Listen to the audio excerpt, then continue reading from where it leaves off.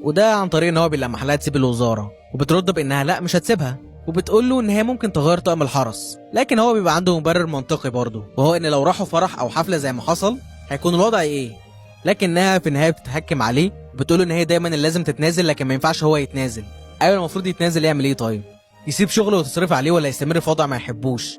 المشكله انها بتقول له ان هي عايزاه مره واحده يتنازل عشانها. الراجل طول الفيلم بيتنازل عن حاجات كنتوا مقررينها سوا. اول موضوع الشغل قبل ما تتخرج، وانه سامحها بعد ما كدبت عليه في حوار السفريه، وان ساعتها كمان ما اعترفتش بغلطها وقلبت الترابيزه، ونقبل ان هو يكون معاها في طقم الحراسه لما راحت تعيط له، ولما عدى ان هي شبطت في رمز قدام الناس وخلت شكله زباله، وكمان قالت له استنى بره مع زمايلك. وبعد كل ده هو اللي صالحها برضه.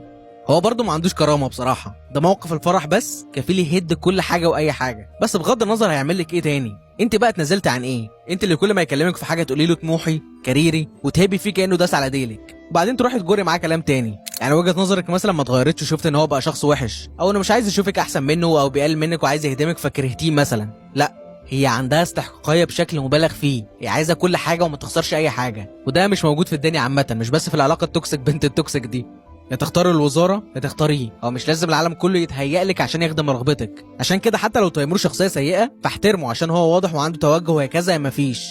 ومش هو اللي حاول يجر معاها نعم ويرجع، هو كان عند موقفه، وهو برضه مش مقفل للدرجه دي. يعني هو ما بيقولكيش تقعدي في البيت، هو موافق تشتغلي بس من غير ما الحاجه دي تيجي على كرامته وشكله. وهي بصراحه اصلا العلاقه دي بشكل عام ما ينفعش تكمل. علاقه بين متحكم عنده كبر وبعض الانانيه، واحده استحقاقيه ومراهقه وما بتعترفش بغلطها، هيخلفوا عيال رازو اللي خلفونا احنا في الاخر.